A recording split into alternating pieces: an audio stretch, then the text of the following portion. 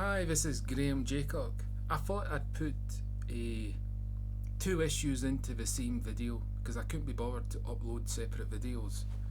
But in a way, it's probably better this way because the man who I want to talk about, his English is very, very, very good, and he has a very good comprehension rate, if that's the correct term. Now, for the guy I'd like to talk about is Alan Bennet.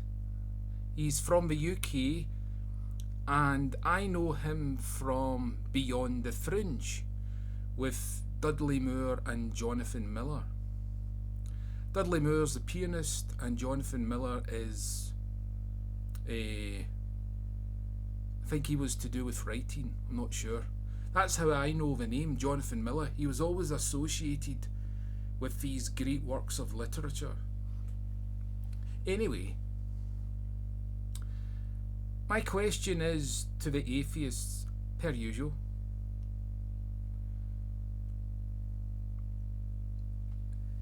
Let's take, for example, a book, okay? If you're in a book club, or you're at the school or the university, you're in an English course, and you get a set text and you have to read it. But what's the point of reading it? Well, to see if you comprehend it. Now, anybody could read a text, but they might not understand it. But this is the thing with atheists. Do atheists comprehend the Bible? I mean, everybody can read, that's a given perhaps, but they can't comprehend it. Because I'm struggling to understand why atheists cannot see in the text where God has described love, God has described how to love, and he has commanded the disciples to love. Yet for some bizarre, strange reason, only known to individuals belonging to atheism, they always say, God is hateful. I mean, and here is what I want to bring in Alan Bennet. I mean, Alan Bennet, I think it was at Cambridge or Oxford he went to. I can't remember which. But anyway, his English is very good. And he was once a believer, but he lost his faith. And I remember in the book, in his book, Untold Stories, he relates how he witnessed the war, and he just lost his faith because he couldn't comprehend all the death that was going on. But ironically, at the very same university, there was two Christians. Well, there was more than two Christians, but they're known to the public. C.S. Lewis and J.R.R. Tolkien. And C.S. Lewis lost his... the same reason Alan Bennet had. He couldn't understand the war and suffering with his faith. But C.S. Lewis took a different route eventually. And I think I know why. Because C.S. Lewis stayed at the university, whereas Alan Bennet left the university and he went on to be on the stage. And I think it was to do with the company that he took to. It never gave him the right stimulation, because the right stimulation was given to C.S. Lewis. But that's not the point. I would like to ask Alan Bennet, if you can comprehend the Bible, I mean, you and Stephen Fry have great English skills, but I want you to go in the public and testify to what reading comprehension is. I'm not asking you to say whether the text whether the text represents something truthful. I want you to say what the text says. And if you, with confidence, can say, God has commanded these disciples to be loving. Because nowhere have I ever seen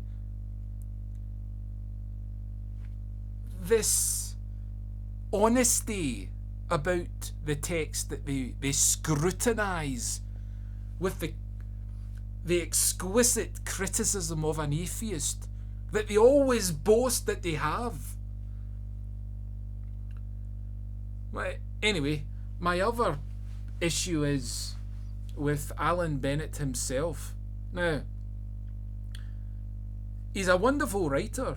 I mean, I hadn't known anything apart from this association with Beyond the Fringe, and it was a few years ago I picked up this book from my local charity shop, and it's only in the last month that I finished reading it.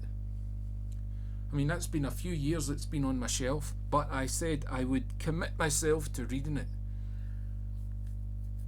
Anyway, fantastic. I mean, it's a page turner. I couldn't believe it. Anyway, very sad life. Well, not, I mean, sad experiences. But a good couple of little stories about pianists. Cortot, with the woman, the lady in the van. Noel Coward making a snide remark about Dudley Moore playing the piano, and the other one was about the Brahms piano concerto being played on Classic FM, and he was talking about the pianist. That's a favourite concerto of mine, the Brahms. Anyway, this issue with Alan Bennet I'd like to talk about is, I never knew that Alan Bennet was a homosexual, but there are a few references within Untold Stories that give it away. Anyway, he was relating how he was in Italy, I think it was with his partner, and they were by I don't know what they were by, the seafront or whatever whatever it was, and they were attacked, and it was because of their homosexuality. Now, so far I can understand the concern, but here's the thing. Right at the end of the Untold Stories, he talks about Christian martyrs, and he said, I could never believe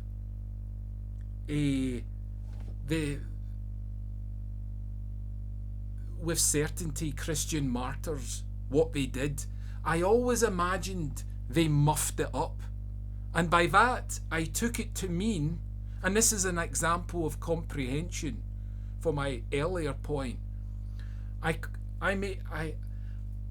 took this to mean that here we have a Christian and he's on the verge of being martyred, and he says, I believe in Jesus, but he didn't really comprehend what he was actually doing, and I've just made a big mistake, and at that point he dies, he's martyred. That's what I took from that. But here's the thing, if Alan Bennet is going to say that martyrdom, and I don't mean martyrdom the extreme case of martyrdom. I mean, I want this to include abuse, physical abuse, but it doesn't end in death for a belief. You see, because, as he said, he was assaulted for his homosexuality.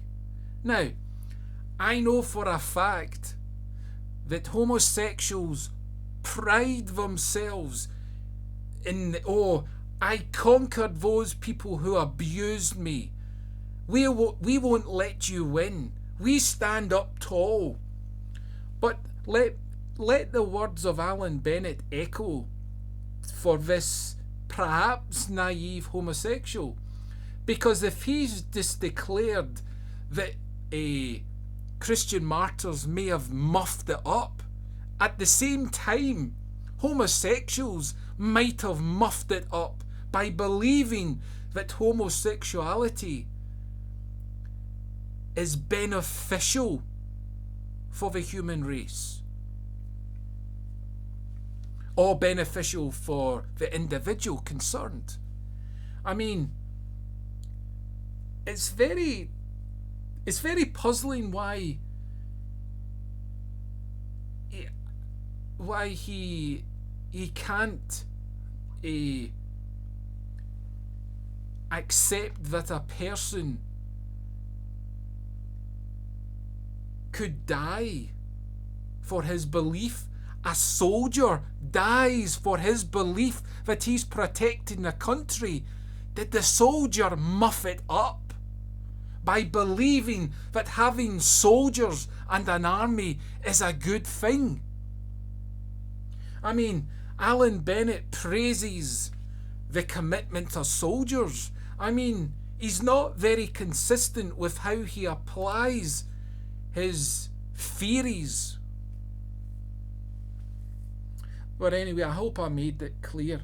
I'm not by any means a great speaker, and that's why I'm attracted to great writers, because they have something I would like. Anyway, gotta go.